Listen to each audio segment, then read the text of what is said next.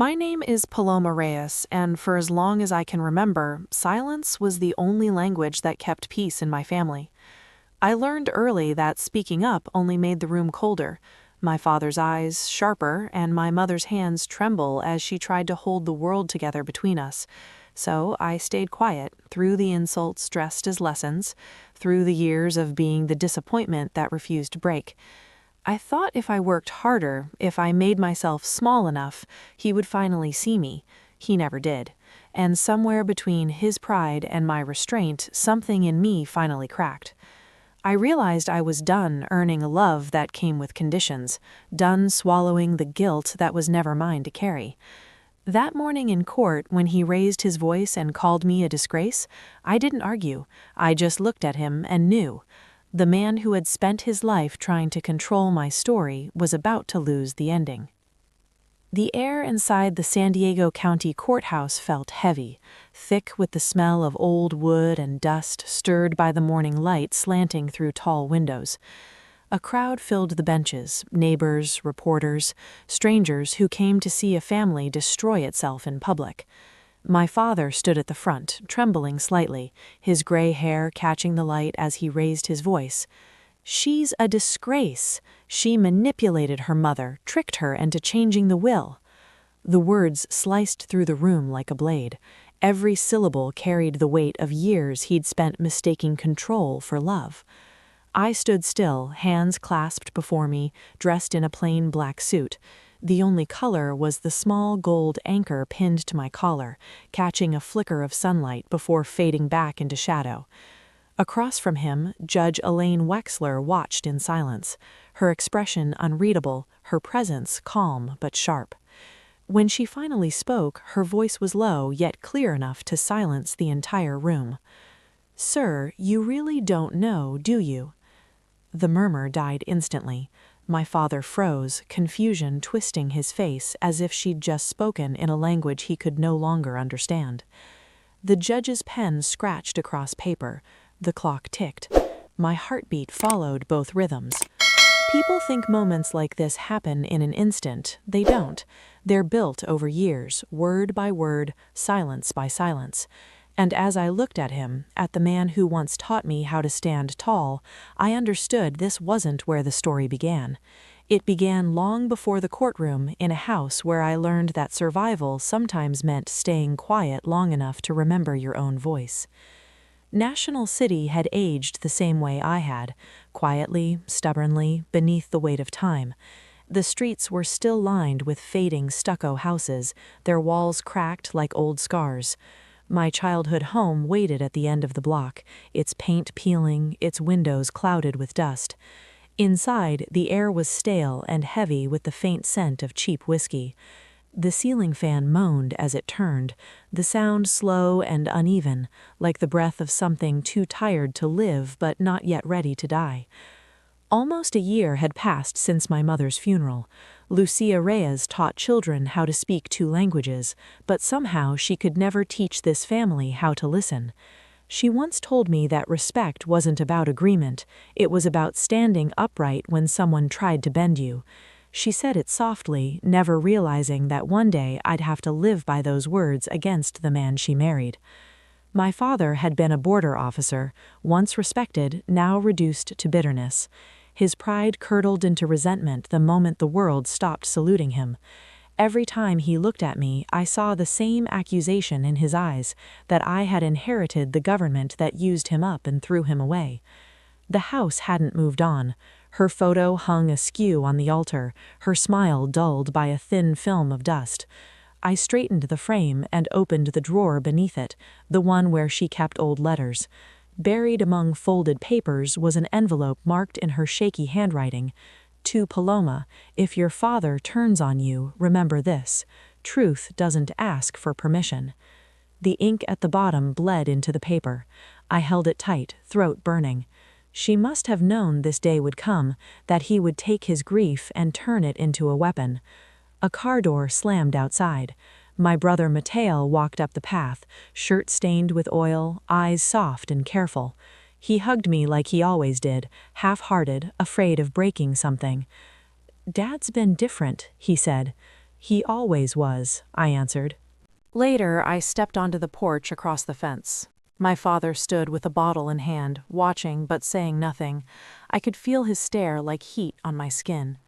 When he finally turned away, the air seemed to close around me again, thick with everything we'd never said.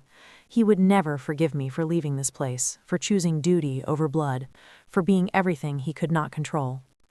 The next morning, I found Matteo at his shop. The air smelled of gasoline and metal, the hum of a half-fixed engine echoing through the room. He was wiping grease from his hands, eyes fixed on the floor. He filed it, didn't he? Yeah, he said quietly. He thinks you used your position to twist Mom's will. He really believes it. I leaned against the workbench, keeping my voice steady. Who's representing him? Navarro.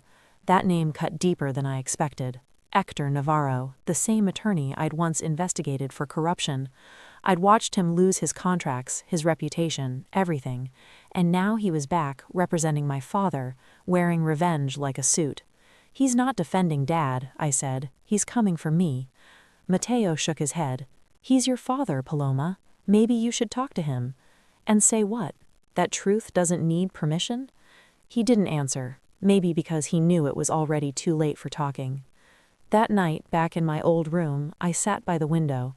The ocean murmured beyond the city, the air tasting of salt and rust.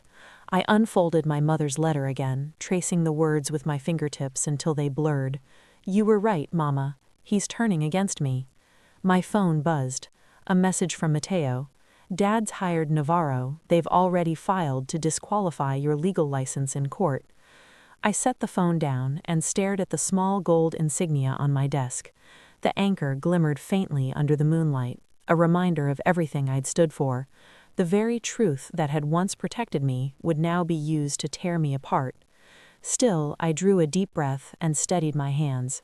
Whatever they thought they were building, they had no idea what kind of storm comes when truth finally decides to speak.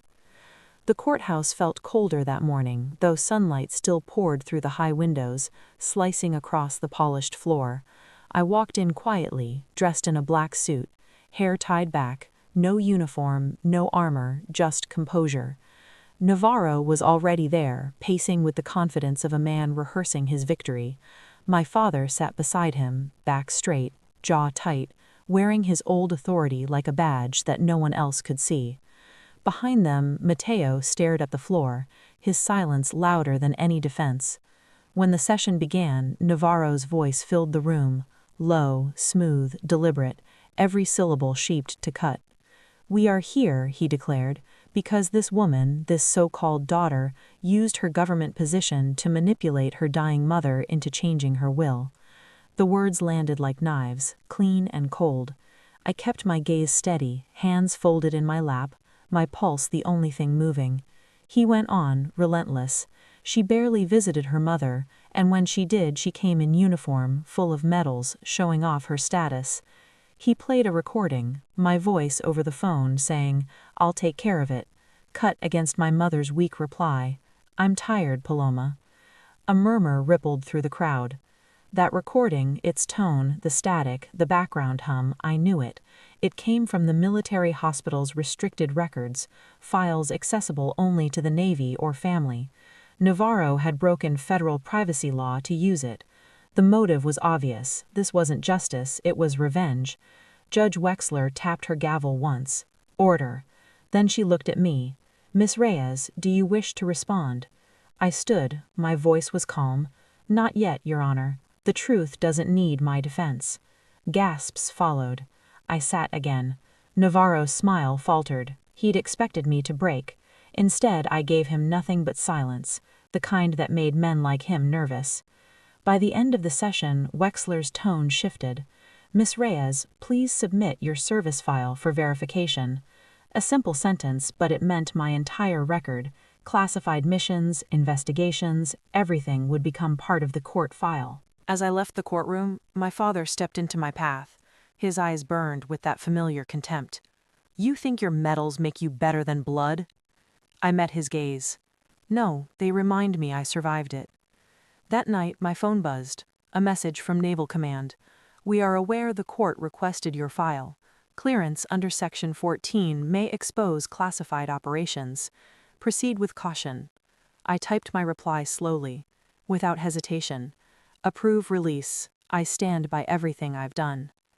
The city outside my apartment was quiet that night, the kind of stillness that hums before something breaks.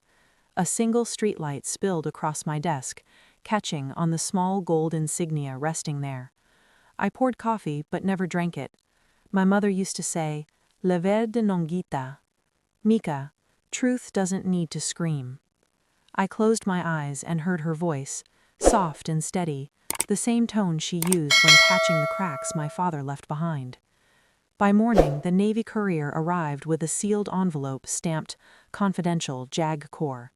I knew what waited inside: every commendation, every line of testimony, every page from the case that had ruined Hector Navarro. As I flipped through, my breath caught the judge who'd signed the original ruling 5 years ago, Elaine Wexler, the same woman presiding over my father's case. Now in court, Wexler read through the documents, her brow tightening slightly, but her expression composed. Navarro's confidence began to splinter. He spoke louder, almost desperate. "Your Honor, are we really allowing her to parade her record as character evidence?" Wexler's voice cut clean through the tension. "It's not character evidence, Mr. Navarro. It's context." Then calm, but firm, she requested his previous bar records for review, citing relevance to the court's integrity. His face drained of color. He knew she'd recognize the past he was hoping to bury. After adjournment, I stepped into the corridor. Mateo caught up to me, worry written all over him. "Paloma, Dad's furious. He says you're trying to humiliate him." "He's already doing that himself," I said, walking past him toward the light spilling through the courthouse doors. That evening, I sat again at my mother's letter, the one I'd read too many times. Beneath her familiar handwriting, I noticed something faint scribbled at the bottom. Words I hadn't seen before, added in haste. "Justice will hurt, but peace will heal." For the first time in months, I smiled. Not out of victory, but recognition. The fight wasn't over, but I could feel her presence in every quiet beat of my pulse, in the steady rhythm of my breath. The silence she once taught me to survive with had become something sharper, something stronger. It was no longer the silence of endurance. It was the silence before a truth too powerful to be denied. By morning, the courthouse was overflowing. Reporters crowded the steps, cameras flashing as I walked through the noise.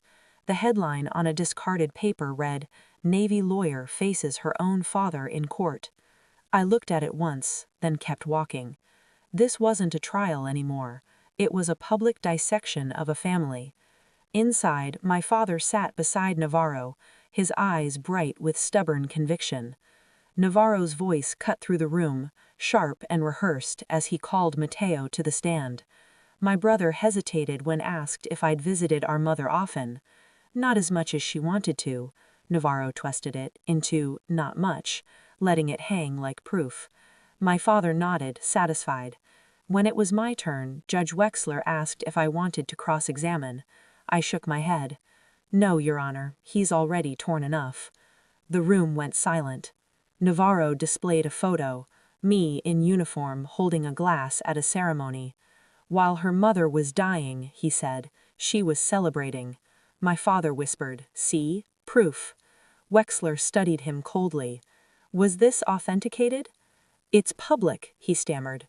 "Then it's irrelevant. You're selling shame, not truth." Later, she requested the Navy's Section 14 file.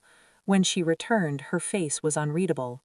"Mr. Navarro," she said, "do you wish to address your prior disciplinary record with the Department of Defense?" The room erupted. Navarro paled. My father turned, stunned. "You didn't tell me this." Navarro